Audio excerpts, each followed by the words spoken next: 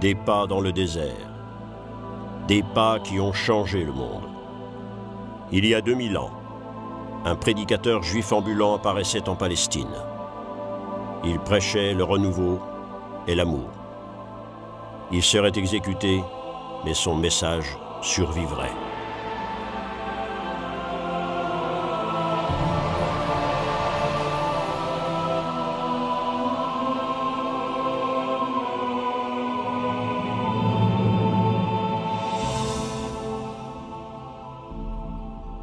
L'histoire du christianisme, un cortège infini d'humanité.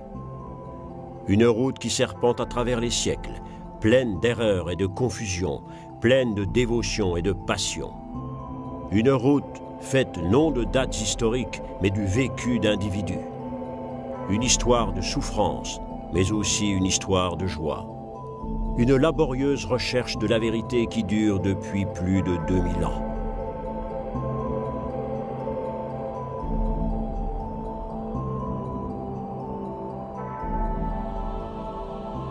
Cette quête était souvent marquée par des crises, comme celle qui se faisait jour au début du VIe siècle, alors que la jeune Église luttait pour son unité.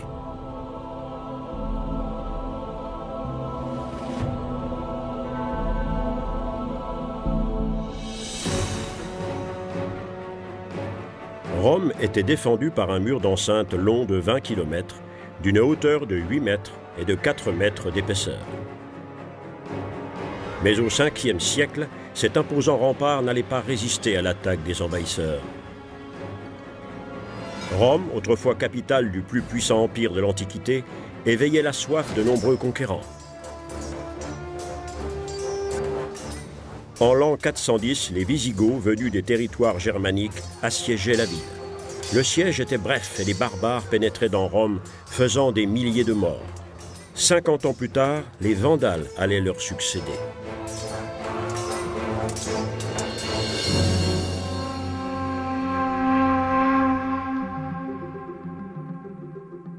L'Empire romain d'Occident avait vécu. Avec la chute de Rome, on pensait que toute la culture occidentale allait s'effondrer.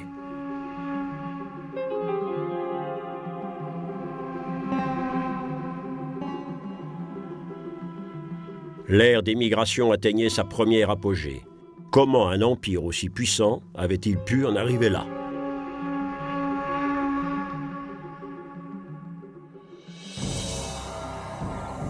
Les aires de peuplement des tribus teutoniques étaient encore clairement distinctes au IIIe siècle.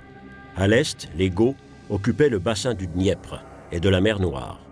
Les Vandales et les Burgondes, ceux du Bug et de la Vistule. Et les Lombards, les terres comprises entre l'Elbe et l'Oder. Les Huns, peuple de cavaliers asiatiques, allaient bouleverser l'équilibre des nations teutoniques. Les Chinois avaient été capables d'arrêter leur forte poussée expansionniste à l'est grâce à une muraille longue de quelques milliers de kilomètres. Mais la route de l'ouest était grande ouverte. Les Huns, poussant devant eux les tribus teutoniques, avançaient entre la Baltique et la mer Noire jusqu'aux frontières de l'Empire romain.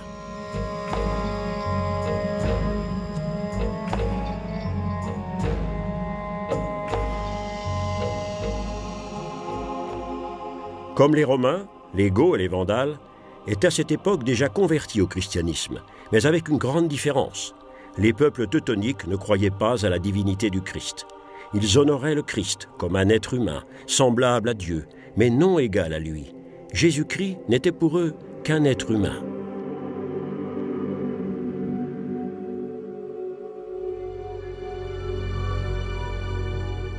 Dans la cathédrale de Speyer se trouve un trésor très spécial. La page d'une Bible gothique, vieille de plus de 1500 ans, que le missionnaire auprès des Goths, l'évêque Wulfila, avait écrite afin de convertir les nations teutoniques.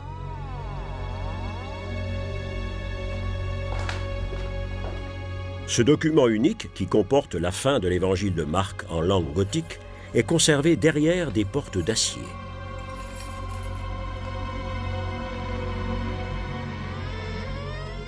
Des chercheurs de l'université de Munich ont pu prouver que cette page provenait de l'authentique Bible traduite par Wulfila.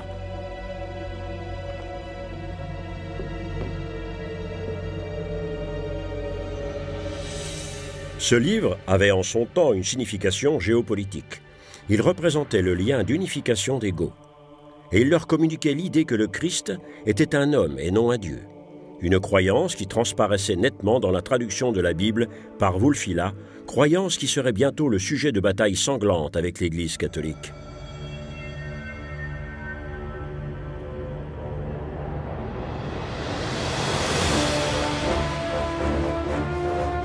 Au 5e siècle, les Teutons chrétiens, convertis par Wulfila, parvenaient aux frontières de l'Empire romain. Ils submergeaient les troupes d'un empire romain affaibli. Les fortifications massives des frontières ne pouvaient pas les arrêter.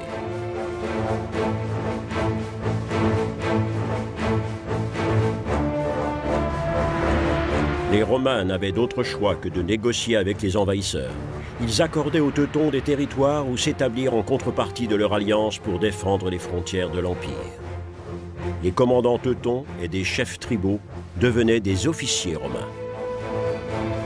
Mais bientôt, ils abandonnaient leur secteur de peuplement et se dirigeaient vers l'Italie. La migration devenait une longue suite d'horreurs pour Rome. Vandales, Visigoths, Huns, Ostrogoths, Lombards, tous déferlaient contre les murs de l'ancienne Caput Mundi, la capitale du monde. Rome n'avait plus les moyens de résister à cette force militaire. Les troupes d'élite nécessaires n'étaient tout simplement plus disponibles. Où était l'armée qui aurait pu protéger le pays et la ville? Il n'y avait plus d'argent pour la payer. Rome aurait pu augmenter les impôts, mais les petits commerçants, les artisans et les fermiers étaient déjà saignés à blanc. Dans les villes de l'Empire romain, les structures traditionnelles s'effondraient. Le pouvoir d'achat était au plus bas, le réseau routier était en ruine et le commerce stagnait. La famine menaçait même l'autrefois glorieuse capitale impériale. Une seule organisation administrative continuait de fonctionner et seule l'Église pouvait empêcher le chaos total. Dans cet état de délabrement, même les nominations des fonctionnaires et des militaires étaient transférées à l'évêque de Rome.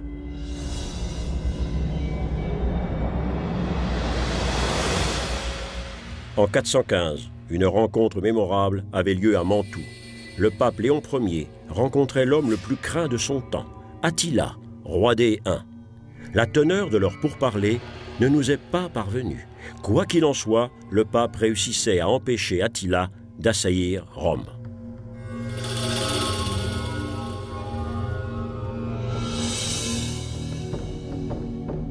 Un bien modeste succès puisque la vieille Rome n'était déjà plus en état d'être sauvée.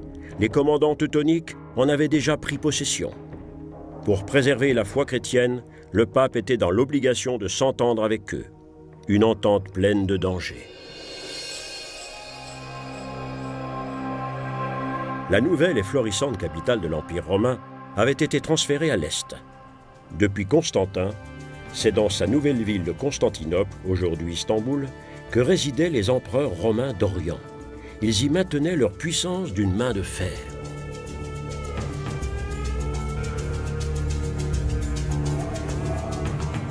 À Constantinople, l'Église était également devenue religion d'État.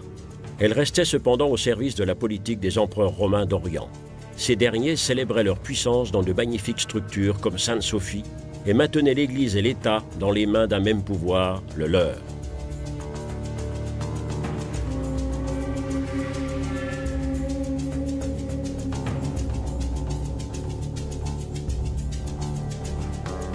Les splendides mosaïques de Sainte-Sophie attestent encore aujourd'hui de cette combinaison entre la religion et le pouvoir temporel.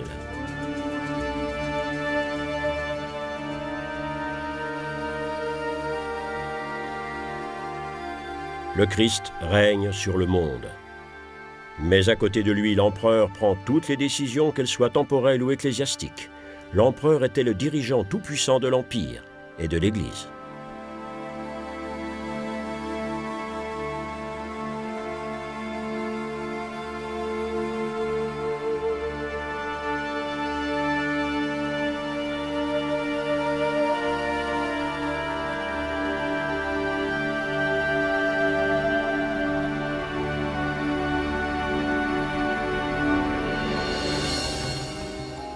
Bien que ce fût le rôle attribué par l'empereur au christianisme dans l'Empire romain d'Orient, tous les théologiens ne partageaient pas cet ordre prétendument imposé par Dieu.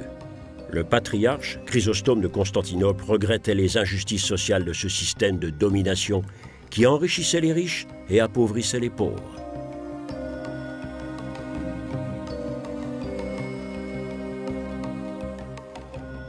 Si on observe la manière dont les propriétaires terriens traitent les pauvres paysans, on arrive à la conclusion qu'ils sont plus inhumains que barbares. Ils lèvent des impôts exorbitants alors qu'eux-mêmes remplissent leurs caves et entrepôts.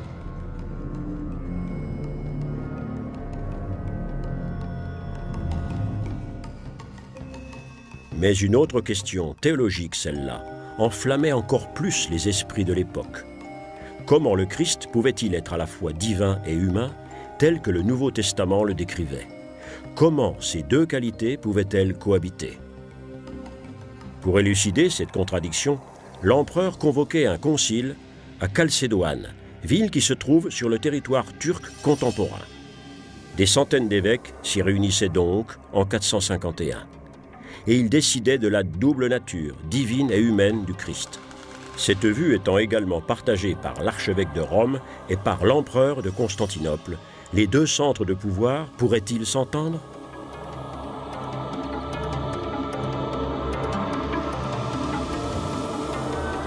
En ce milieu du 5e siècle, une question restait cependant en suspens. Où devait se situer le siège de la chrétienté? Constantinople avait les faveurs de l'empereur d'Orient, mais d'autres capitales revendiquaient également cette légitimité. Alexandrie, Jérusalem, Antioche, toutes villes de longue tradition chrétienne et possédant un patriarche. Rome était cependant le principal concurrent à la capitale impériale de Constantinople.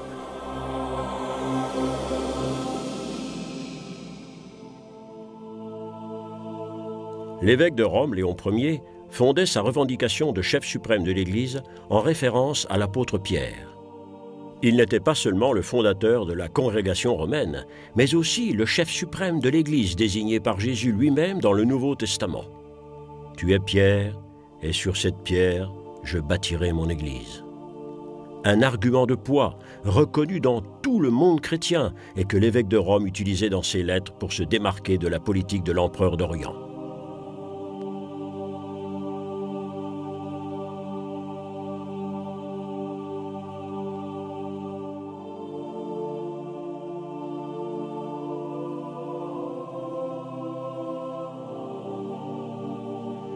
Selon les propres paroles de Jésus, Pierre était bien le vicaire du Christ. « Je te donne les clés du royaume des cieux.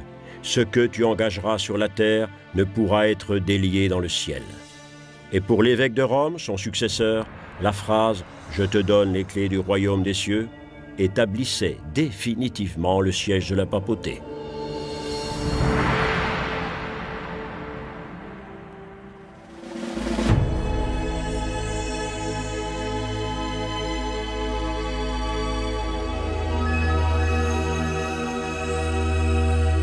La revendication par l'évêque de Rome du pouvoir de plus haut représentant sur terre de la chrétienté lui valait de nombreux contradicteurs, mais une circonstance politique allait travailler en sa faveur.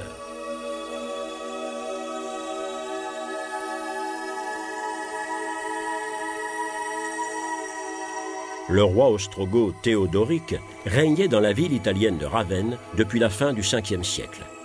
Les bâtiments construits sous Théodoric montrent le haut niveau de culture qui prévalait encore dans le royaume ostrogoth d'Italie, fortement influencé par la tradition romaine. Théodoric, qui de son palais influençait l'histoire du monde occidental, avait bien reconnu la souveraineté de l'empereur, mais il n'en essayait pas moins d'affaiblir le pouvoir centralisateur de Constantinople. Revaloriser Rome contre Constantinople, telle était la politique menée depuis ce palais. Même si le programme de ce dirigeant allait exercer une influence primordiale sur le cours d'histoire, il ne nous reste de lui que ce portrait en mosaïque. Théodoric, roi des Ostrogoths, y est stylisé pour la postérité dans la posture du juste chevalier.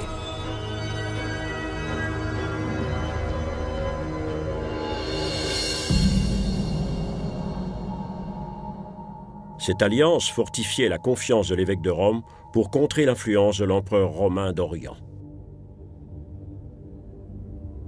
Le pape Symmach préconisait avec force la séparation des pouvoirs, pour la première fois, il y avait séparation des pouvoirs entre les affaires terrestres et les affaires célestes. Cette séparation susciterait de nombreuses polémiques tout au long du Moyen-Âge. Le conflit atteindrait son paroxysme avec la question « Qui est le dirigeant suprême, le pape ou l'empereur ?»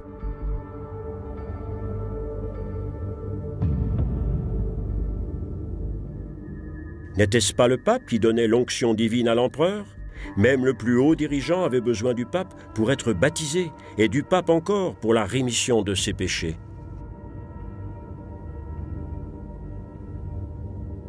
Dans une lettre à l'empereur Anastase, Symmachus exposait sans équivoque sa position en ces termes. « Laissez-nous comparer l'honneur de l'empereur à celui de l'évêque. La distance entre les deux doit être mesurée par le fait qu'au premier a été confié le soin des choses terrestres, alors qu'au second ont été confiées les choses du ciel. Ainsi donc, son honneur est, sinon plus haut, du moins sur le même niveau que le vôtre propre. »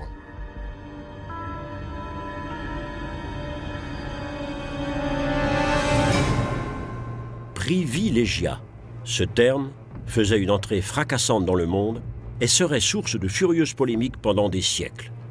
L'affirmation de la prééminence du pape sur tous les autres croyants allait devenir une pomme de discorde du Moyen-Âge à nos jours.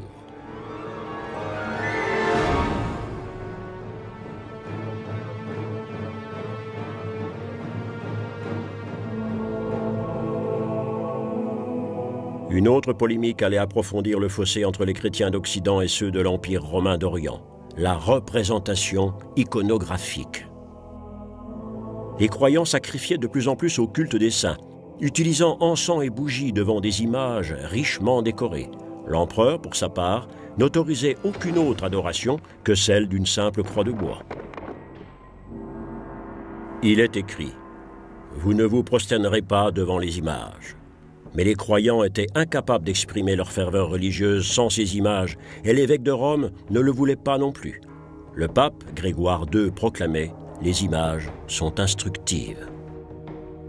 Et icône, l'image, n'était donc pas un fétiche, objet païen d'adoration, mais plutôt un enseignement pour ces gens incapables de lire ce qui était écrit dans la Bible.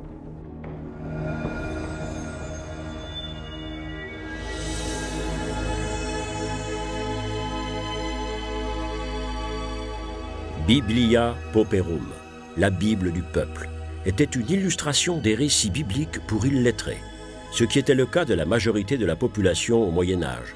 Seuls quelques-uns pouvaient lire et écrire, et les images servaient donc à éclairer le petit peuple des chrétiens.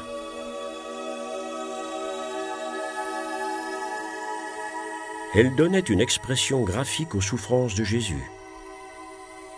Elles évoquaient la compassion. Elles illustraient chaque détail des récits bibliques. Elles mettaient instamment en garde contre la tentation et les punitions de l'enfer. Elles dépeignaient la souffrance des martyrs et le triomphe des martyrs dans la souffrance. Elles consolaient.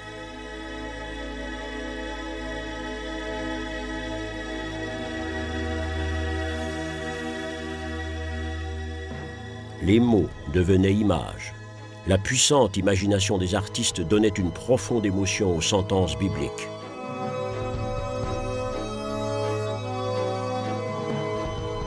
Peint entre 1510 et 1516, l'hôtel d'Issenheim par Matthias Grünewald est un des sommets du développement de cet art pictural sacré. Comme des milliers d'autres peintres d'église avant lui, Matthias Grünewald donnait vie au message biblique en s'appuyant pleinement sur la sensibilité du peuple.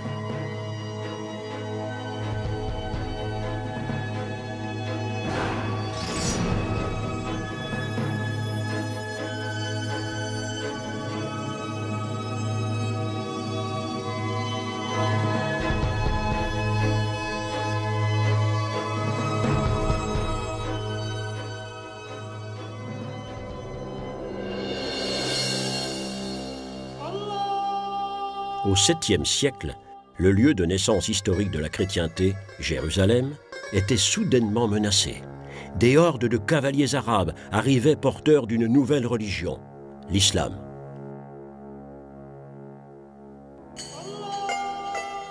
En 638, le calife Omar s'emparait de la ville sainte. À l'endroit où s'élevait autrefois le temple de Salomon, il construisait le dôme du rocher. Après la Mecque, et Médine, ce lieu devenait le troisième plus grand sanctuaire de la nouvelle foi. Cette foi allait se développer au cours des siècles pour devenir une des plus grandes religions du monde. Allahu Akbar, Dieu est grand.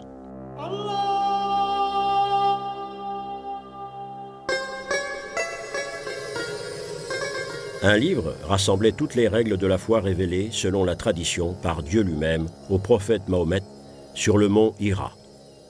Le Coran, le livre des récitations, contient 114 sourates, des commandements précis qui règlent chaque phase de la vie du croyant. Le jeûne, la prière quotidienne, la profession de foi, le pèlerinage, la charité. Ce livre devenait le plus grand défi pour les chrétiens du 7e siècle.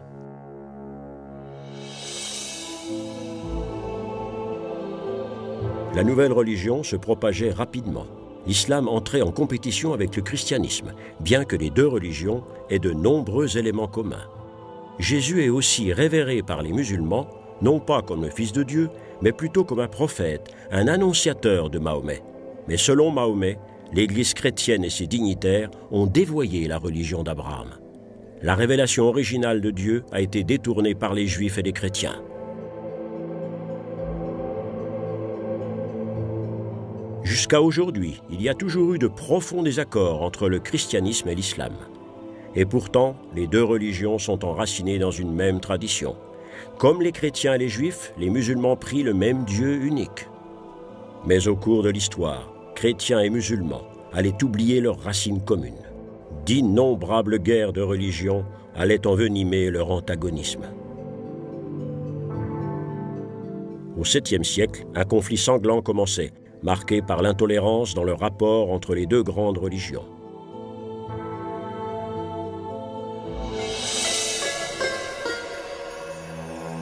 En quelques décennies, le Coran déclenchait une tempête dont les effets sur les événements politiques et sociaux seraient énormes. Les paroles du prophète se propageaient le long des routes caravanières, depuis les déserts d'Arabie jusqu'aux coins les plus reculés de la terre. Les musulmans appelaient au djihad, la guerre sainte, contre les incroyants. Partie du monde arabe, cette nouvelle religion entamait une irrésistible marche triomphale. Elle allait englober des pans entiers de l'immense empire romain d'Orient et s'étendre à travers l'Égypte, à toute l'Afrique du Nord, puis gagner la péninsule ibérique par le détroit de Gibraltar.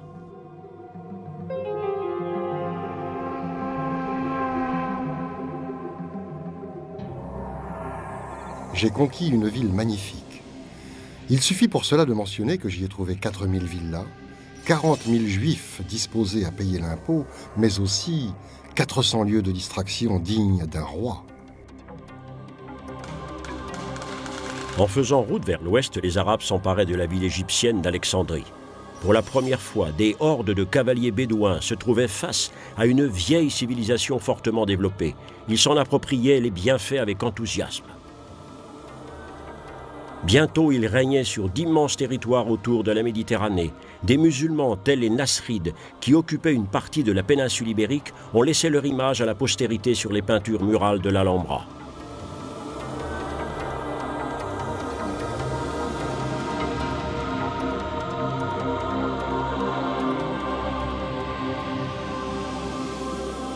La marche triomphale des musulmans n'affectait pas seulement les chrétiens. En de nombreux endroits, l'étoile de David faisait place aux ornements de l'islam, même si les chefs arabes ne forçaient pas leurs nouveaux sujets à se convertir. Nombre de synagogues et d'églises étaient pourtant transformées en mosquées, richement ornées dans le style mauresque. La dynastie des Nasrides nous a laissé un des sommets de l'art islamique avec le palais de l'Alhambra près de Grenade.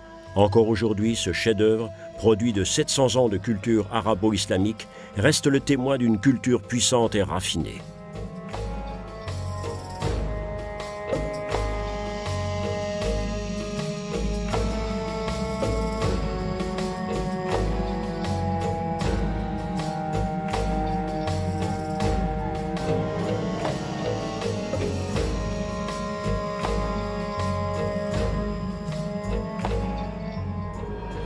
À partir de l'Espagne, les Arabes tentaient d'étendre leur influence sur le reste du continent européen. Ils franchissaient les Pyrénées et progressaient à travers le royaume franc. En 732, ils se heurtaient aux troupes franques entre Tours et Poitiers. Le chef franc, Charles Martel, devenait alors le défenseur de la chrétienté dans l'imagerie populaire. Sa victoire interrompait l'expansion islamique en Europe et faisait de la France la force agissante de la culture occidentale. Les bouleversements politiques déterminaient le cours de l'histoire. Il en était de même avec la réflexion et la contemplation. Des monastères comme celui du mont Athos en Grèce devenaient d'authentiques défenseurs de la culture chrétienne dans ces siècles troublés.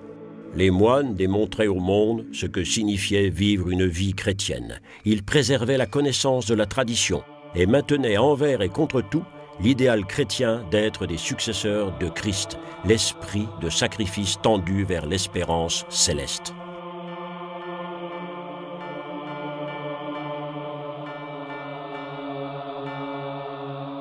Les racines de cette vie en Dieu se trouvent en Égypte. Là, dès le IIe siècle, les ermites cherchaient à vivre dans un total isolement, se consacrant uniquement à la recherche de la perfection dans l'idéal chrétien. Au IVe siècle, ils formaient des communautés de croyants, réunis pour renoncer au monde. « Si vous voulez être parfaits, aurait dit Jésus, vendez vos biens et donnez aux pauvres, et vous amasserez un trésor dans le ciel. »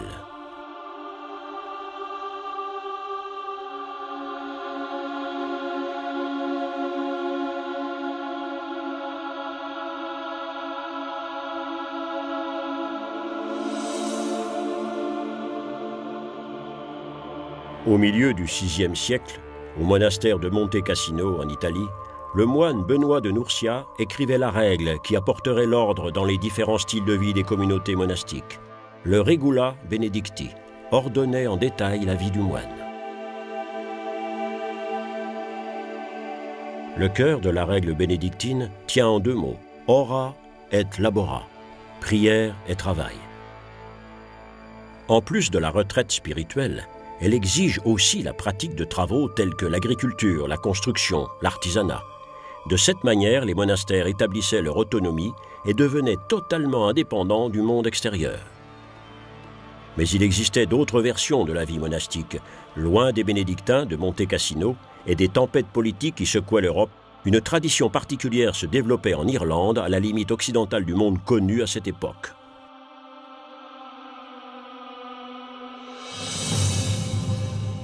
Le monachisme irlandais combinait la philosophie chrétienne, les influences celtiques et la tradition. Alors que les différentes tribus se déchiraient en bataille mortelle sur le continent, le message chrétien était solidement préservé dans ces monastères. De cette place, ils repartiraient porter la bonne parole en Europe.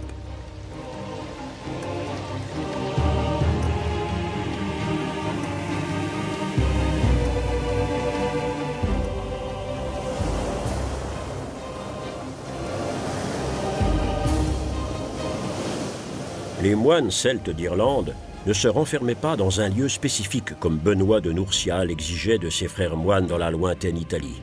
Au contraire, pour eux, la perfection pouvait être démontrée en sortant du monastère. Ils passaient en Angleterre et puis rejoignaient le continent pour continuer leur mission.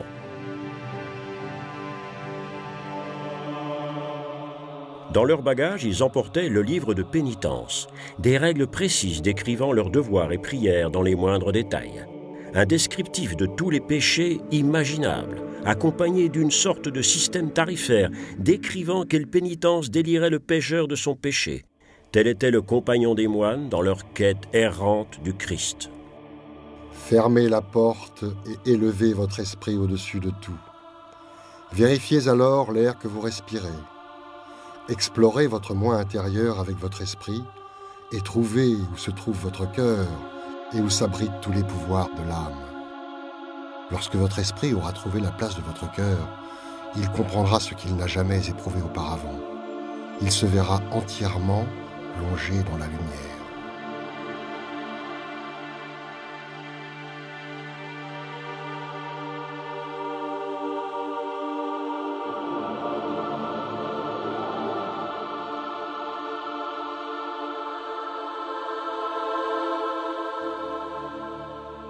C'est un moine bénédictin anglo-saxon qui s'en allait porter la bonne parole sur la rive droite du Rhin.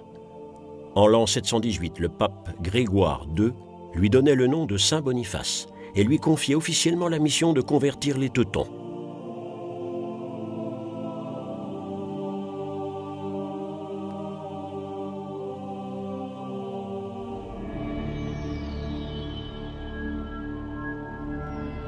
De nombreuses légendes entourent ce missionnaire infatigable qui parcourait le territoire oriental païen du royaume franc, prêchant sur son chemin comme le lui avait demandé le pape.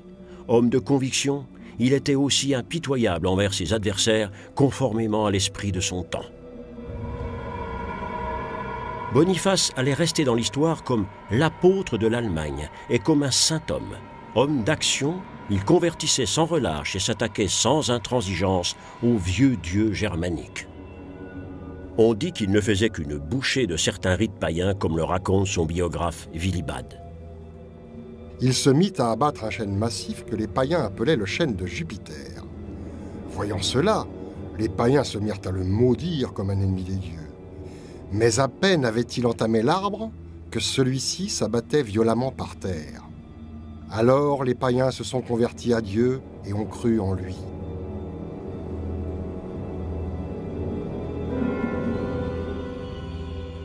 En reconnaissance des succès de sa mission, le pape faisait Boniface archevêque.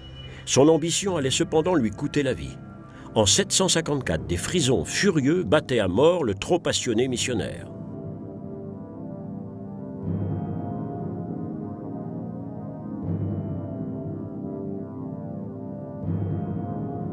Le corps de Boniface repose aujourd'hui dans la cathédrale de Fulda. Boniface laissait derrière lui une œuvre immense, l'établissement d'une église loyale au pape couvrant la plus grande partie du royaume franc qui s'était largement étendue depuis le 5e siècle des Pyrénées et l'Atlantique jusqu'au territoire bien au-delà du Rhin.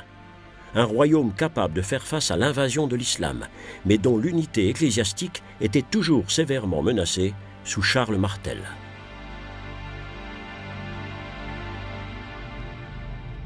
C'est dans la basilique de Saint-Denis, près de Paris, que se trouvent les tombeaux des premiers chefs du royaume franc. Le premier d'entre eux, Clovis, converti à la foi chrétienne au 5e siècle, n'avait pu établir la nouvelle religion que de manière incertaine.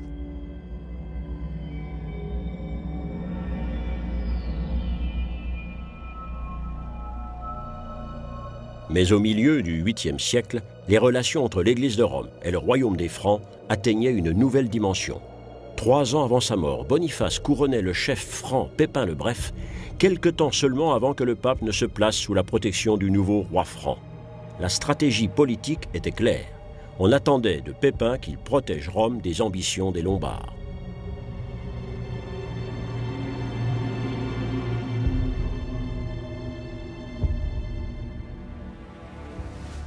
Et même un peu plus, puisque Rome réclamait que lui soit restituée la partie de l'Italie que les Lombards avaient volée à l'empereur de Constantinople, Ravenne et sa province.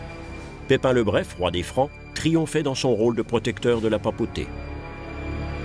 Le pape s'est jeté à terre, vêtu d'une toile de jute et recouvert de cendres, implorant le roi de sauver le peuple de Rome de la main des Lombards. Il a refusé de se relever tant que le roi ne lui aurait pas donné la main. Pépin lui tendait la main pour le relever. La bibliothèque diocésaine de Cologne contient une collection de précieux manuscrits relatant l'histoire de l'Église. On y trouve entre autres le Liber Pontificalis, le livre des pontifes, qui donne un compte-rendu précis des suites de l'incursion militaire de Pépin. Le roi des Lombards a imploré pitié et promis de rendre les villes vaincues. Alors Pépin a fait don de ces villes à la Sainte Église romaine.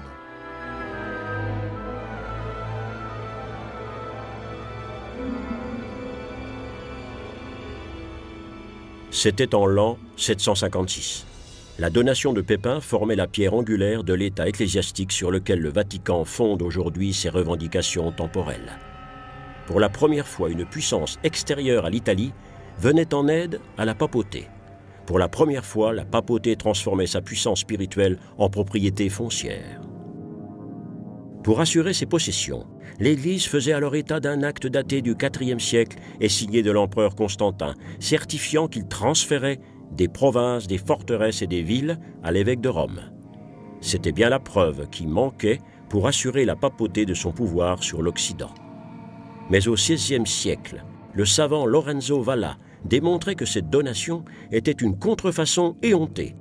La donation de Constantin, un document datant de l'époque de Pépin, est assurément sorti tout droit d'un atelier de faussaires. Au fil du temps, la papauté prenait décidément goût à la contrefaçon. Le royaume franc et Rome, la couronne et la croix, avaient forgé une alliance politiquement avantageuse pour les deux parties. Cette alliance était solennellement célébrée le jour de Noël de l'an 800, lorsque le pape couronnait Charles, le successeur de Pépin, empereur d'Occident. À Charles le Glorieux, grand pacificateur et empereur des Romains, couronné par Dieu, qu'il lui soit accordé longue et glorieuse vie. Charles allait rester célèbre sous le nom de Charlemagne.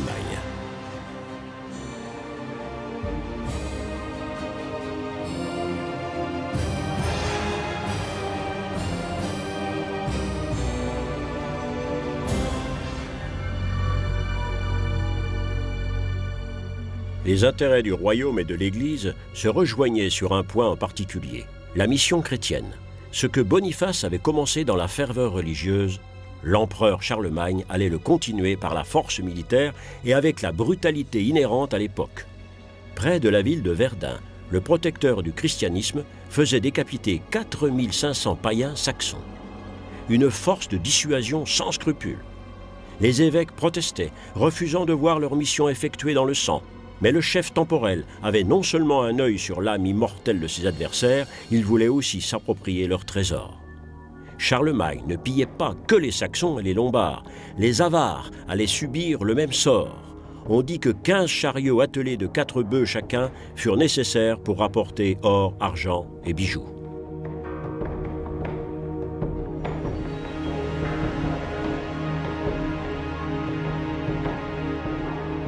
Charlemagne distribuait généreusement ses fortunes. L'Église était un de ses premiers bénéficiaires.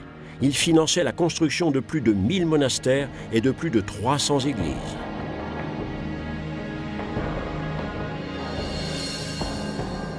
Dans son ambition impériale, Charlemagne faisait construire un palais monumental à Aix-la-Chapelle. Aucun roi franc avant lui n'avait jamais projeté un tel palais. Ce palais devenait un centre d'éducation, d'art et d'études.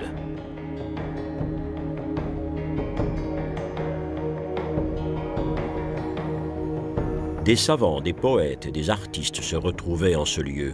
Ceux qui excellaient dans un domaine particulier étaient envoyés à la cour par un évêque, un abbé ou un seigneur local. Le palais impérial d'Aix-la-Chapelle abritait le cœur de l'immense royaume franc.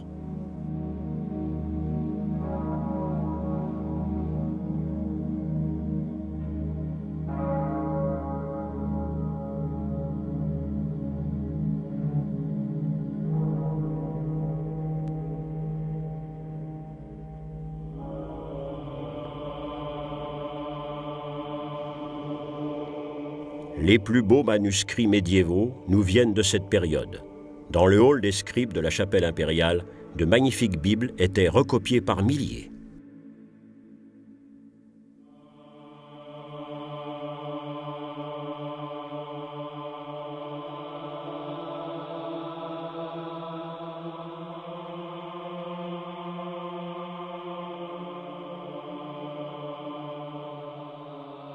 Le glorieux commandant voulait que ces gens deviennent instruits.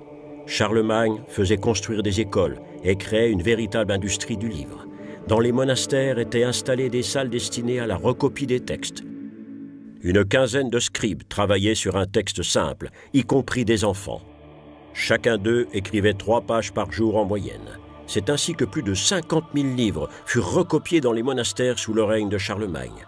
Une provision qui assurerait l'autonomie culturelle de la chrétienté dans les siècles à venir.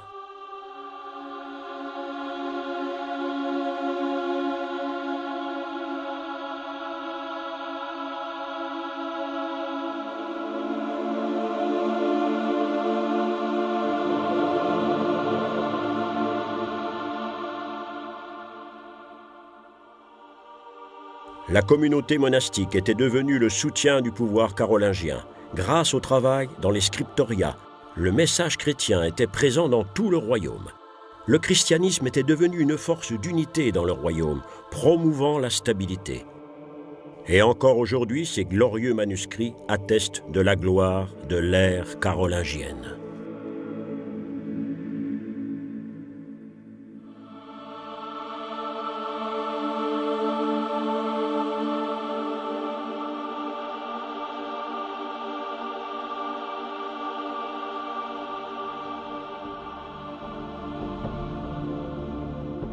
Les intérêts du christianisme et de l'État étaient intimement mêlés. Pour renforcer encore cette coopération entre l'Église et l'Empire, des abbés et des évêques devenaient conseillers ou députés de l'empereur. Pendant des siècles, des catholiques allaient travailler à déterminer la politique dans les chancelleries royales.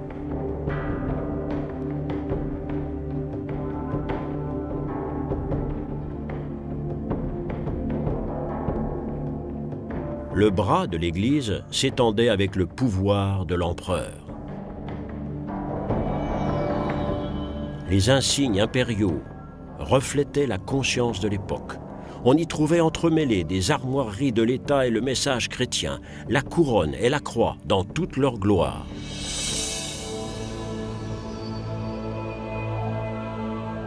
« 800 ans après Jésus, le christianisme dans le monde occidental était fermement ancré dans les rouages du pouvoir temporel. La persécution des premiers chrétiens, la souffrance des premiers martyrs sous l'Empire romain était maintenant un passé bien révolu. L'Église, autrefois persécutée, était depuis longtemps devenue une puissance étatique qui commençait elle-même à persécuter et à étaler son pouvoir. Était-ce le cours fatal des choses ou un développement inévitable? Le résultat de conditions politiques ou une erreur dans cette interminable recherche de la vérité?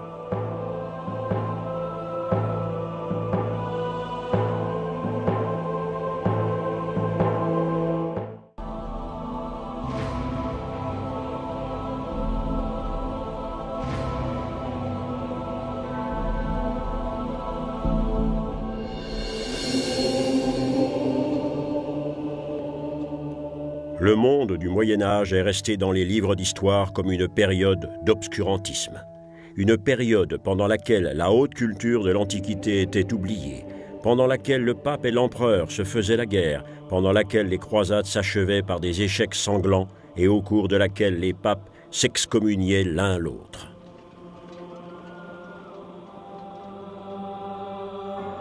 Et pourtant, au cours de cette période, transparaissait une pensée rayonnante, une pensée pour laquelle tout était ordonné, selon l'ordre divin. Ce concept allait être gravé dans la pierre, dans un puissant acte de foi. Ce seraient les cathédrales. Ces magnifiques monuments devaient représenter l'ordre divin, un avant-goût de la perfection divine. L'époque tout entière se reflète dans la construction des cathédrales, sa foi, sa richesse et ses connaissances. Les architectes transformaient la vitalité et l'enthousiasme de leur temps en dentelle de pierre.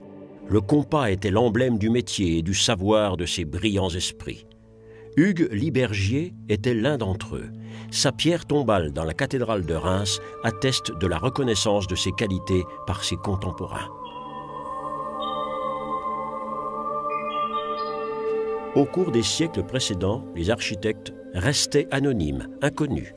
Avec l'ère gothique, ils allaient sortir de l'ombre de l'histoire. Leur création liant la terre au ciel leur donnait une nouvelle dimension. La hardiesse de leur architecture exigeait le recours à de nouvelles techniques de construction. Précédemment, des murs épais et massifs soutenaient le poids des voûtes. Ils allaient les remplacer par un système sophistiqué d'ogives extrêmement épurées, chargé de détourner la force de poussée des voûtes vers des arcs-boutants extérieurs. Cette révolution permettait de percer les murs de fenêtres rayonnantes. Il n'existait aucune académie pour les architectes, aucun modèle théorique d'analyse des forces. L'architecture était une science purement empirique. On se transmettait les connaissances de père en fils, de maître à compagnon, ce qui permettait de mener un projet sur plusieurs générations.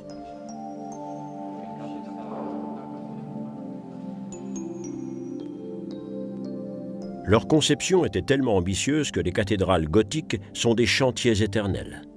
Certains maîtres architectes du Moyen-Âge nous ont heureusement laissé quelques ouvrages permettant de mieux appréhender l'avancement de leurs connaissances. Un de ces ouvrages majeurs est celui de Villard de Honnecourt, un des plus brillants architectes du début du XIIIe siècle. La cathédrale de Laon représente certainement le condensé de son art, en particulier dans la conception des beffrois, hauts de 40 mètres et ornés de bœufs en pierre. La rosace, une interaction de pierre et de lumière.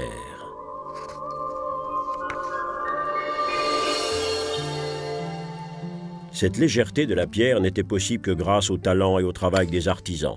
Armé de son marteau et de ses burins, le tailleur de pierre pouvait fournir aux maçons des pierres finement ouvrées en délicats filigranes.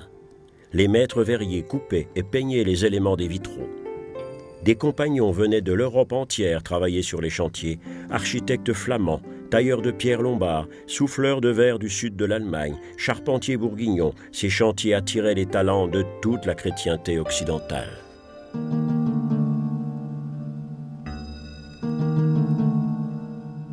La construction des cathédrales exigeait de ses constructeurs une très grande maîtrise de leur art et l'extrême persévérance de généreux financiers.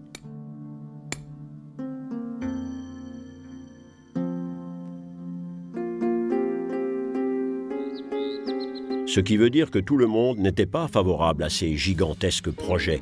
Les impôts et les charges perçues pour financer la construction des cathédrales soulevaient parfois de vives protestations parmi les citoyens. L'évêque, qui régnait en prince sur la ville de Laon et sa région, allait en faire la rude expérience. En l'an 1112, la contestation se faisait jour contre l'évêque qui contrôlait les prix, levait les impôts et édictait sa loi. Et maintenant, il voulait plus d'argent pour construire sa cathédrale. La fureur des citoyens se retournait contre l'action arbitraire de ce dignitaire d'église. L'évêque ayant fait arrêter le chef de la révolte, la situation explosait. La foule, exaspérée, faisait irruption dans le palais épiscopal.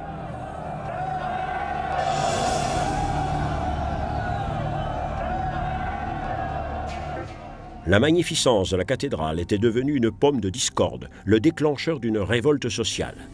Les évêques n'étaient souvent rien d'autre que les puissants gouverneurs du roi. L'argent leur importait plus que la prière et le spirituel n'était que trop souvent la façade de leur pouvoir temporel. Le peuple laissait éclater sa fureur. L'évêque de Laon était traîné dans la rue et battu à mort.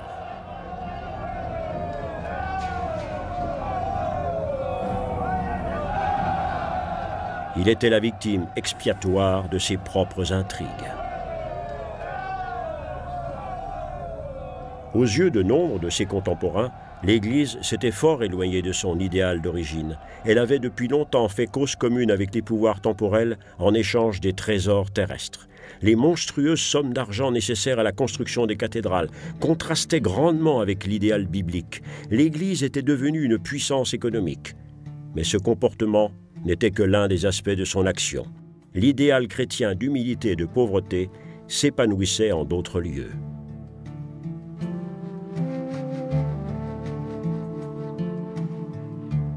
Au Moyen Âge, le plus grand monastère de l'Occident chrétien se trouvait à Cluny, au centre de la France.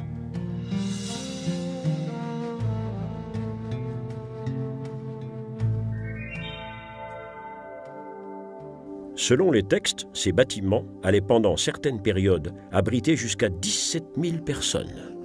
Le monastère de Cluny était le point de départ d'un des plus grands mouvements de renouveau de l'Église.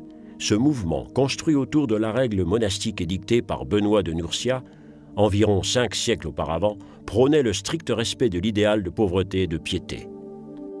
Les murs de ce lieu de renouveau résonnaient de processions sans fin. Jour et nuit se succédaient prières, méditations et services religieux. Cluny était le centre spirituel de son temps.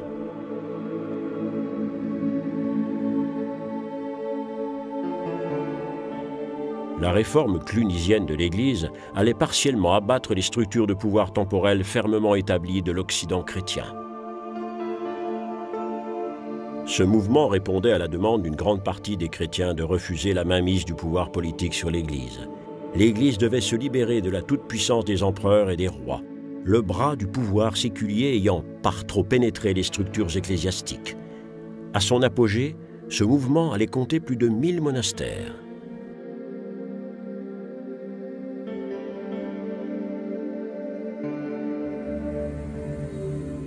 Dans ce contexte, l'investiture des évêques et des abbés était aux mains du pouvoir royal depuis quelques siècles. Et cette tradition donnait lieu à des excès épouvantables, les puissants installant aux postes ecclésiastiques les plus profitables leurs favoris et amis politiques. Nombre d'évêchés étaient attribués aux plus offrants. des principautés ecclésiastiques accordées selon les caprices des monarques, l'Église était le plus souvent devenue une grande roue de la fortune.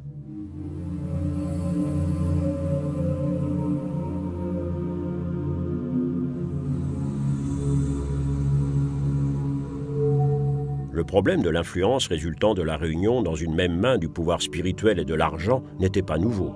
Les actes des apôtres dans le Nouveau Testament dénonçaient déjà de telles pratiques. On y trouve le cas d'un certain Simon qui aurait voulu acheter à Saint Pierre le pouvoir de conférer les dons du Saint-Esprit. Depuis lors, la vente des charges d'église est appelée simonie. La décrépitude de la moralité ecclésiastique a été illustrée avec un grand amour du détail dans les stalles du chœur de la cathédrale de Cologne.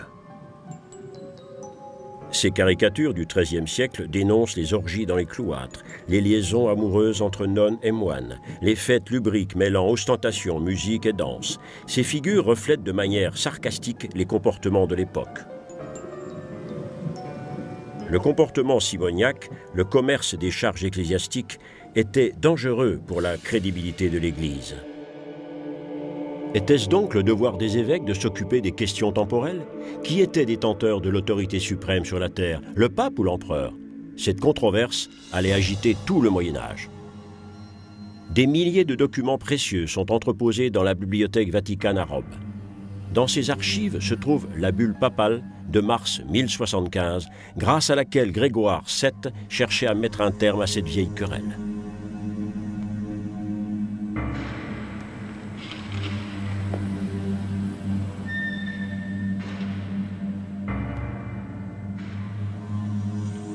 Grégoire décidait que le pape était le législateur suprême et qu'il avait aussi le droit de nommer l'empereur. L'Église romaine, écrivait le pape, n'est jamais tombée dans l'erreur et ne se trompera jamais. Et l'empereur doit donc se subordonner à elle.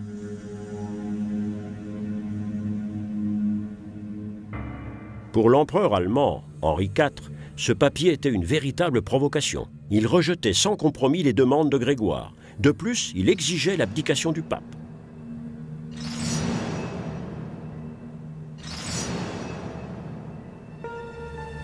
La querelle s'envenimait encore un peu plus avec la réponse du pape qui tournait au cauchemar pour l'empereur. Pour l'honneur et la protection de la Sainte Église romaine, au nom de Dieu Tout-Puissant, j'abolis le pouvoir de l'empereur Henri sur la totalité du royaume d'Italie et d'Allemagne. Je libère tous les chrétiens du serment d'allégeance qu'ils lui ont fait. J'interdis à quiconque de continuer à le servir comme le roi.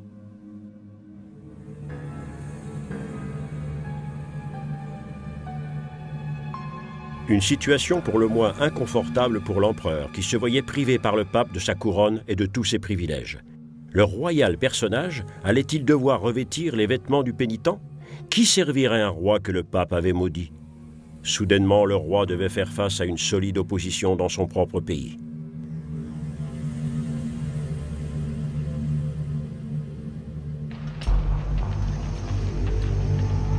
L'empereur décidait de se rendre en Italie pour régler son conflit avec le pape. Cette expédition allait passer à la postérité comme l'image du pouvoir temporel obligé de ramper jusqu'à la croix. Mais qu'en est-il vraiment de cette rencontre entre le roi et le pape?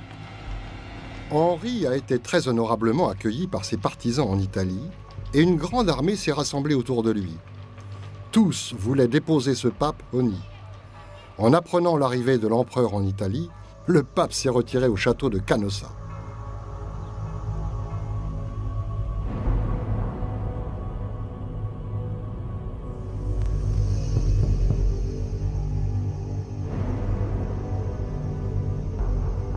Selon la légende, Henri, vêtu d'un habit de pénitent, venait implorer le pardon du pape en janvier 1077. Dans cet équipage, Henri était censé faire repentance et reconnaître sa fidélité au christianisme. Vrai repentir ou mouvement tactique? En réalité, assiégé par les troupes de l'empereur, le pape n'avait d'autre choix que de lever l'excommunion de Henri. Le siège de l'empereur avait atteint son but.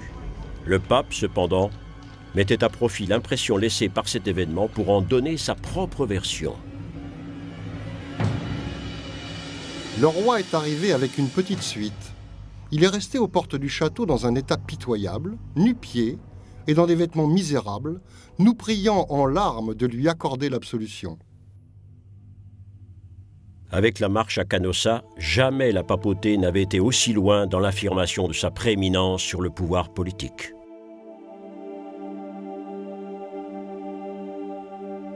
La cathédrale gothique devenait le symbole d'une ère dans laquelle l'Église commençait à pénétrer chaque aspect de la vie.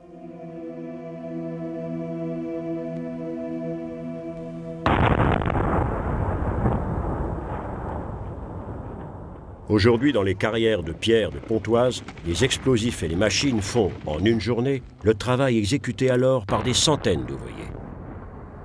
Le façonnage d'un simple bloc de pierre coûtait à cette époque plusieurs jours de travail.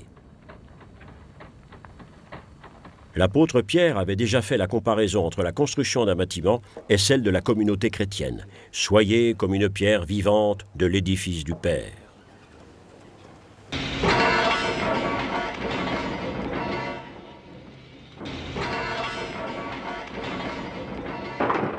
Le Moyen-Âge tenait le travail artisanal en haute estime.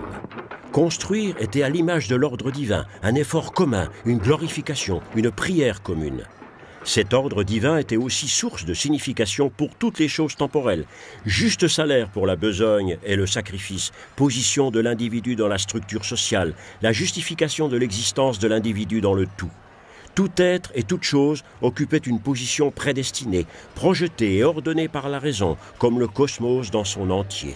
La cathédrale gothique était à l'image de la création divine.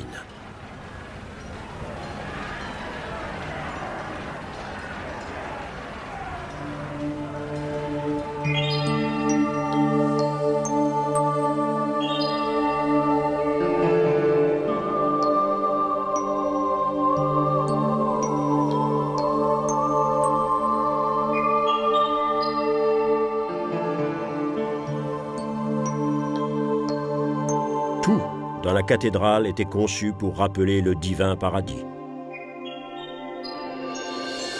La lumière se répandant à travers les verrières multicolores était une allusion à la lumière divine. Le sol de mosaïque et les riches décorations reflétaient toute la splendeur du royaume céleste. Les énormes dimensions inspiraient le respect et la méditation.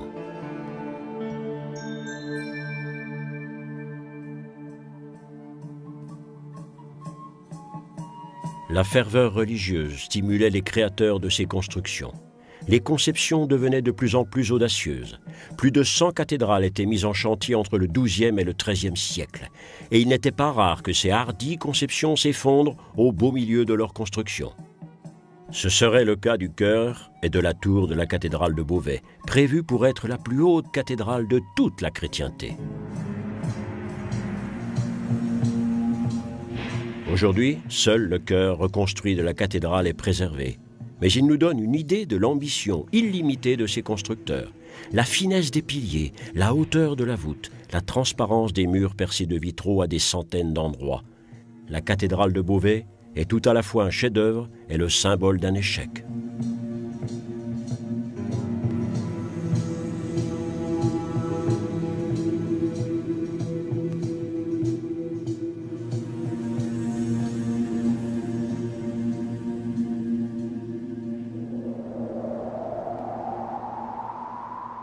Les cathédrales gothiques sont des chantiers interminables. Encore et toujours, ces vieilles constructions nécessitent de recevoir des pierres neuves.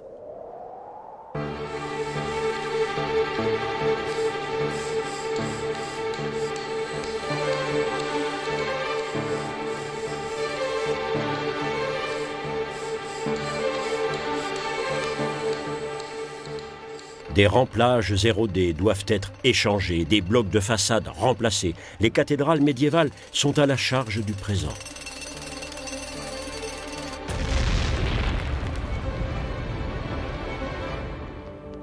Les cathédrales du Moyen-Âge ont besoin d'un entretien constant, comme la célèbre cathédrale de Chartres, déclarée patrimoine mondial de l'humanité par l'UNESCO. La cabane de chantier est sa plus fidèle compagne depuis 900 ans, sans interruption.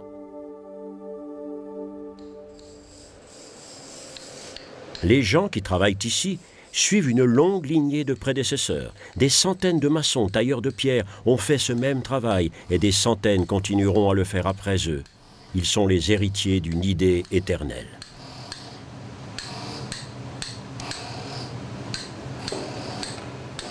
On conserve avec soin les plus anciennes traditions.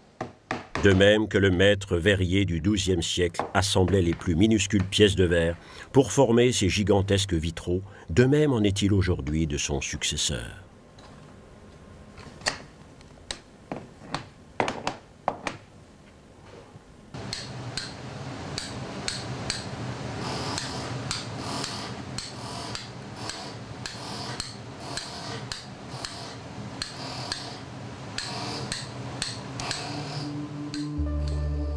Les constructeurs du Moyen-Âge savaient que leur cathédrale serait l'œuvre de plusieurs générations et que la poursuite du travail serait toujours en danger. Les risques financiers étaient énormes, les tensions physiques colossales et la vie et les membres toujours à la merci d'un accident.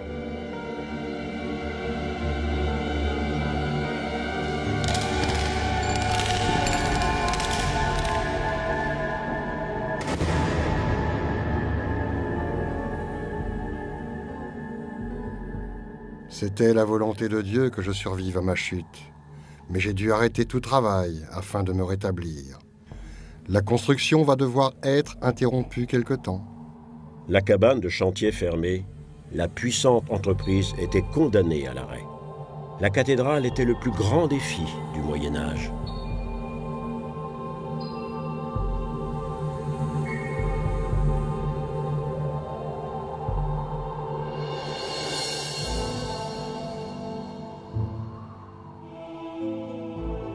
Les peuples du Moyen-Âge s'étaient dressés pour ce défi. Au cours de cette période, la confiance qu'ils plaçaient dans le message biblique et dans Jésus semblait illimitée, comme l'était leur empressement à croire au miracle divin. Une antique tradition chrétienne qui était puissamment encouragée par les membres dirigeants de l'Église médiévale. L'idée qu'une juste croyance pouvait faire des miracles a traversé tout le Moyen-Âge et continue même à survivre de nos jours. La foi chrétienne tient son pouvoir de cette confiance qui l'a parfois poussé à faire des erreurs. Les trop nombreuses guerres menées au nom de la religion attestent du fait que la foi peut rendre les gens aveugles. De même qu'il est tout aussi certain que la foi a aidé d'innombrables individus à surmonter les difficultés de la vie.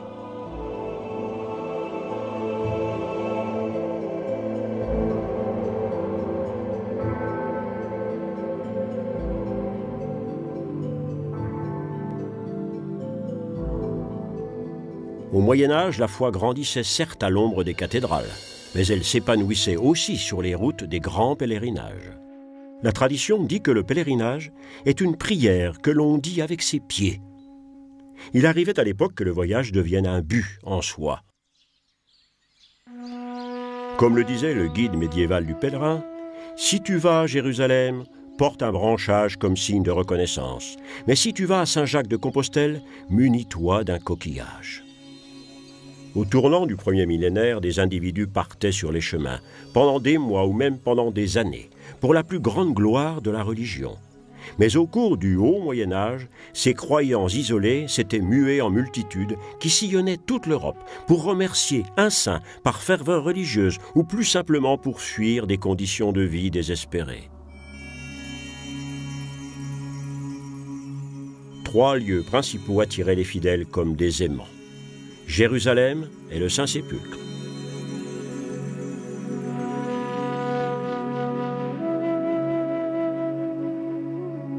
Rome, l'antique capitale où étaient morts les apôtres Pierre et Paul. Et enfin, à l'extrémité ouest du continent européen, Saint-Jacques-de-Compostelle. Saint-Jacques-de-Compostelle, petit village planté à la lisière de la région montagneuse de Galice.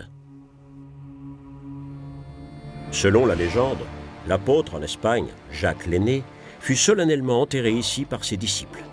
Au Moyen-Âge, ce lieu devenait la destination d'innombrables cohortes de pèlerins. Aujourd'hui, des centaines de milliers de personnes y viennent encore en pèlerinage chaque année. Le corps de Saint Jacques, que l'on dit être mort en martyr en l'an 44 à Jérusalem, se trouve au-dessous de l'autel. Les fidèles viennent ici chercher la guérison au contact des reliques ou de la statue de l'apôtre. Au Xe siècle, cet antique centre d'attraction du christianisme allait être le témoin d'une confrontation sanglante qui allait perturber le Moyen-Âge pour longtemps.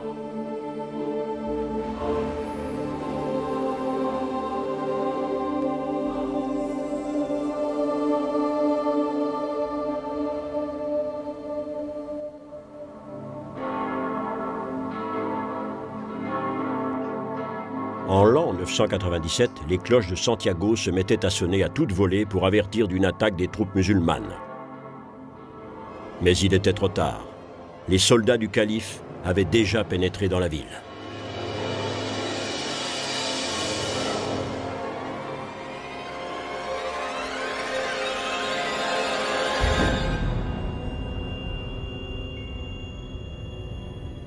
Les musulmans dominaient la plus grande partie de la péninsule ibérique depuis 3 siècles. Mais les troupes chrétiennes maintenaient toujours des bases dans les montagnes. Compostelle était l'une des dernières d'entre elles.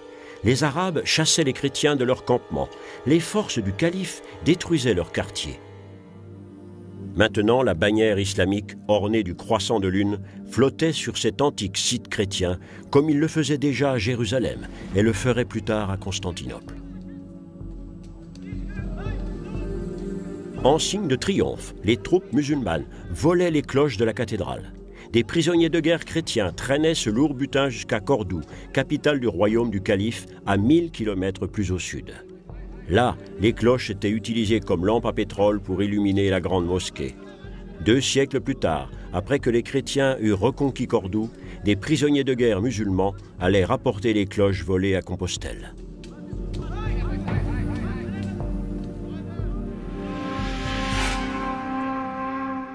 Les musulmans avaient envahi une grande partie de la péninsule ibérique au 8e siècle. Les derniers n'en partiraient que 7 siècles plus tard.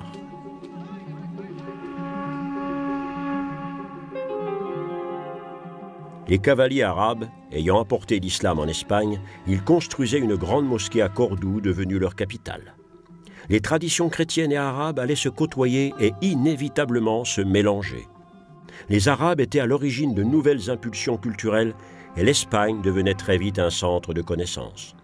Les bibliothèques se remplissaient d'ouvrages médicaux, mathématiques et astronomiques, mais aussi d'antiques écrits philosophiques que l'on croyait perdus.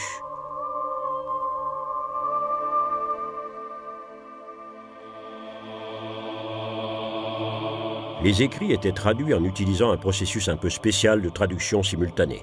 Généralement, un juif lisait les textes arabes à haute voix. Un espagnol qui parlait arabe traduisait les textes directement dans sa langue maternelle.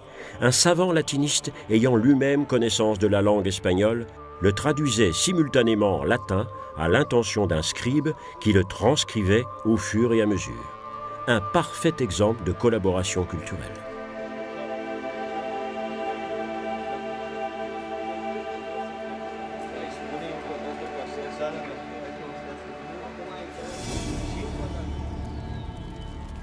Lorsque les rois catholiques commençaient la reconquête de l'Espagne au IXe siècle, ils provoquaient un véritable désastre culturel.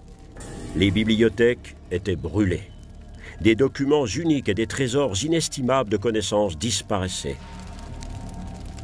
La croix chassait le croissant de lune du continent européen en même temps que la fructueuse collaboration entre les cultures s'envolait dans les flammes et la fumée.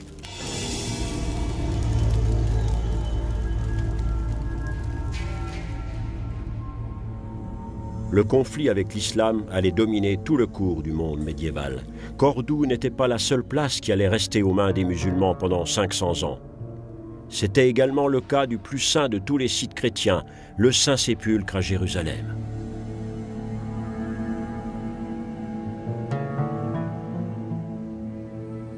C'est à Jérusalem, la ville sainte, que l'histoire de la chrétienté avait commencé.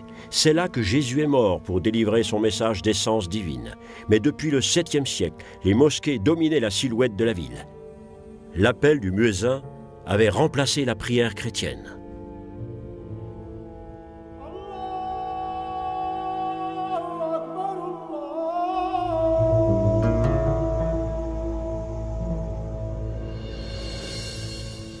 En 1095, le pape appelait les peuples à libérer la ville sainte. Les forces franques et normandes mettaient 3 ans pour atteindre Jérusalem. L'expédition tant glorifiée devenait une descente en enfer et le pieux voyage en Terre Sainte un long massacre.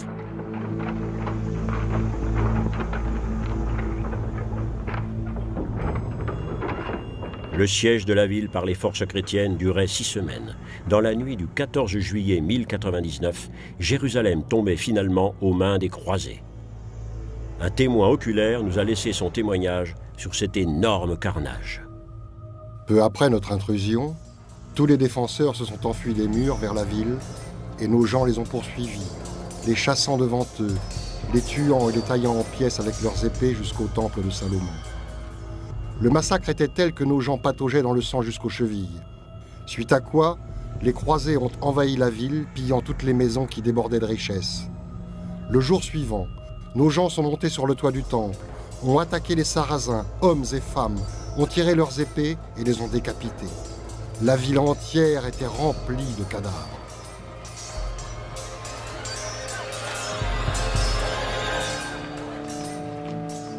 Les Sarrasins survivants traînaient alors les cadavres de leurs compatriotes assassinés hors de la ville et en faisaient des tas hauts comme des maisons pour les incinérer.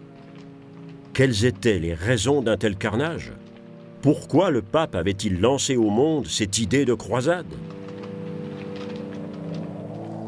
Le 27 novembre 1095, en marge du synode de Clermont, le pape Urbain II proclamait la croisade pour libérer la Terre Sainte. Armez-vous de la ferveur divine, armez-vous et soyez les fils du Tout-Puissant. Il est préférable de mourir au combat que de voir souffrir notre peuple et les saints.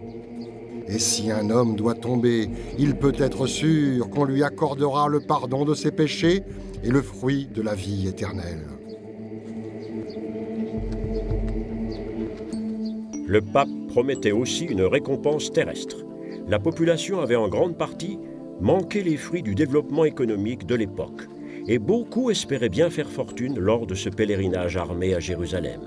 La fatidique proclamation du pape se répandait d'abord en France. Dieu le veut.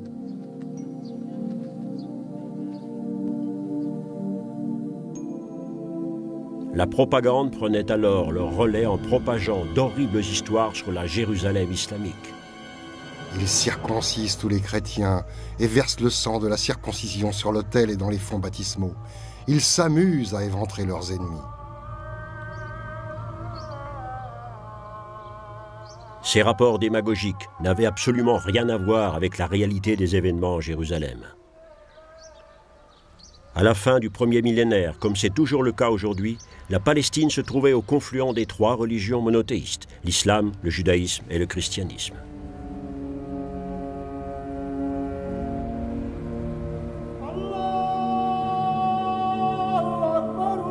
L'appel du muezzin résonnait sur le mont du Temple.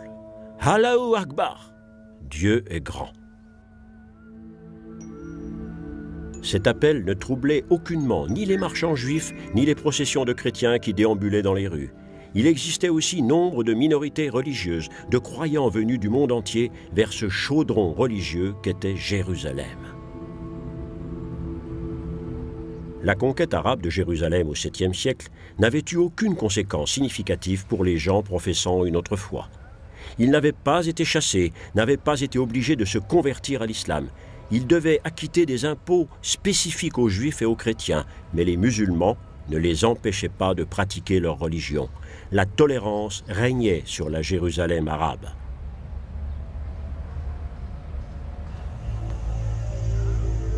Mais la domination musulmane sur les lieux saints était une épine insupportable au flanc de l'Occident chrétien.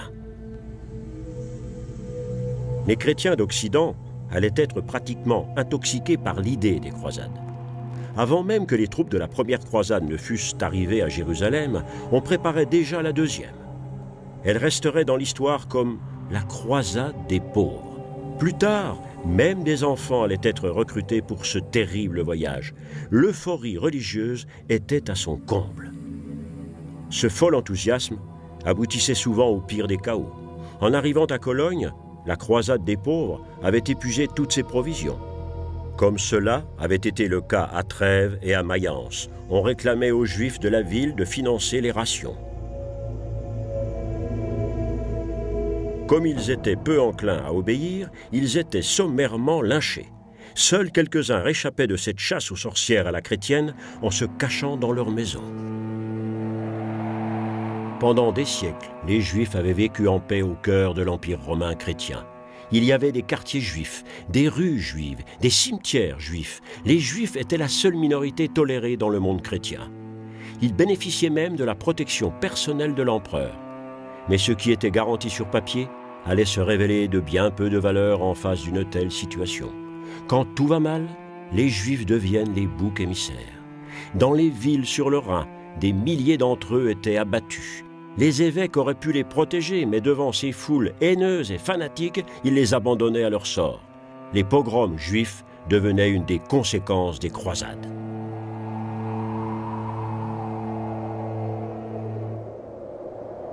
La religion jouait un rôle central dans l'état de guerre permanent qu'était le Moyen-Âge. Les croisades contre les ennemis extérieurs se doublaient de luttes contre les fauteurs de troubles à l'intérieur même de l'Église. Au sud de la France, les cathares étaient contraints de se réfugier dans des forteresses pour tenter d'échapper à de sanglantes persécutions religieuses. Les formidables citadelles de Carcassonne, Quéribus ou Montségur ne serviraient à rien contre cette intolérance religieuse. Les cathares étaient incapables de se sauver devant la barbarie des forces papistes qui détruisaient les infidèles jusqu'au dernier. De quel crime étaient-ils donc coupables? Dans le Nouveau Testament, les cathares se référaient de préférence à l'Évangile selon saint Jean et au livre des Révélations. Ils pratiquaient la pauvreté et la vie ascétique des apôtres. Ils abominaient toutes les choses de la chair et croyaient que Jésus était un ange.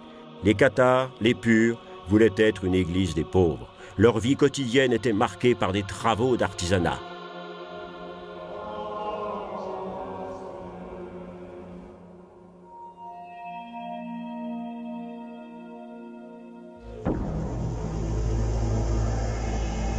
La persécution de l'Église romaine menée par Simon de Beaufort au nom du roi de France allait être impitoyable. Au cours de l'horrible guerre des Albigeois au commencement du XIIIe siècle, des dizaines de milliers de personnes étaient assassinées. L'Inquisition devenait la règle et la torture sa pratique courante.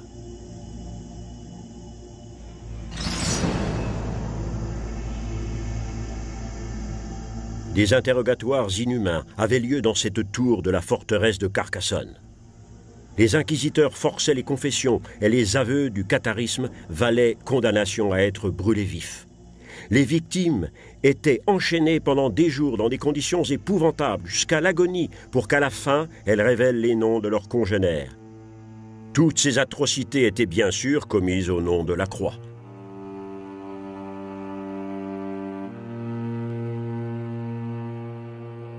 Voulu comme le symbole d'assujettissement de toute une province, le pape Innocent III lançait la construction de la cathédrale de Narbonne. La population avait été presque annihilée.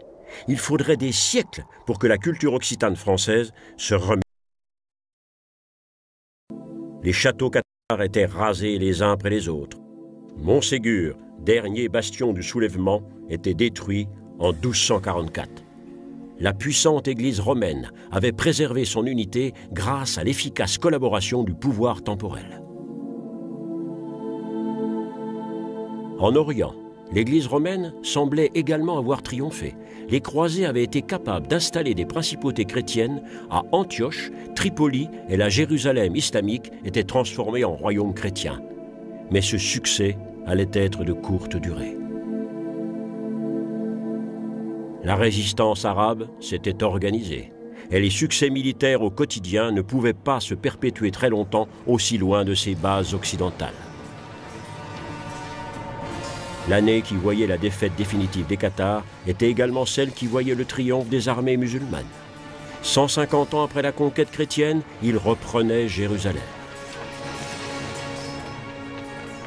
50 ans plus tard, Saint-Jean d'Acre, le dernier bastion des croisés en Palestine, tombait à son tour.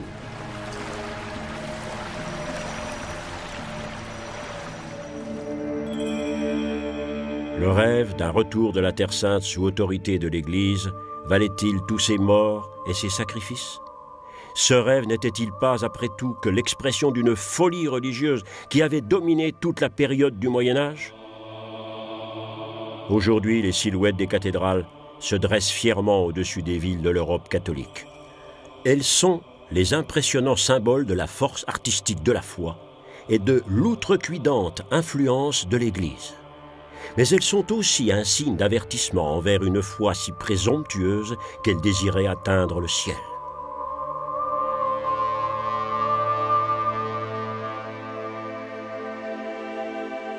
La cathédrale de Beauvais est à elle seule la métaphore de l'immodération, celle d'un bâtiment ecclésiastique qui voulait transgresser les lois de la pesanteur. Tel était le projet démesuré de ses auteurs, une splendide cathédrale dont la tour de 150 mètres aurait fait de ce bâtiment le plus haut du monde médiéval chrétien.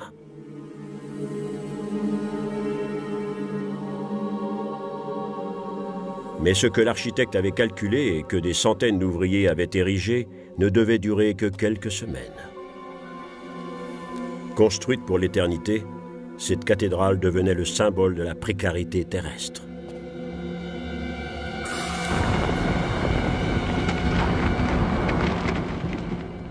Aujourd'hui, la cathédrale ressemble à un corps tronqué. À la fin du Moyen Âge, les peuples commençaient à réaliser que les bâtiments ecclésiastiques n'étaient pas les seuls à se dégrader. L'Église, bien qu'institutionnellement puissante, ne l'était plus autant dans le cœur des masses. François d'Assise, l'homme qui vivait en mendiant, allait montrer le chemin d'une nouvelle foi. Son enseignement, tout d'humilité et de pauvreté chrétienne, était une opportunité énorme, mais aussi explosive, qui allait donner une nouvelle impulsion au christianisme. La construction des grandes cathédrales était-elle une utopie? Le symbole d'une croyance détournée de ses idéaux primitifs, poussée jusqu'à l'extrême d'une dangereuse ferveur religieuse? Les peuples et l'Église du Moyen Âge semblaient s'être éloignés de plus en plus des valeurs profondes du christianisme. Les calculs politiques et les intérêts de pouvoir avaient recouvert le message chrétien. Mais ce message n'était-il pas aussi la source de cette énergie colossale, de cette foi capable aussi bien de changer les choses que de les représenter en construisant ces puissants symboles qu'étaient les cathédrales? Les symboles mystérieux d'une recherche infinie de la vérité qui dure depuis plus de 2 millénaires.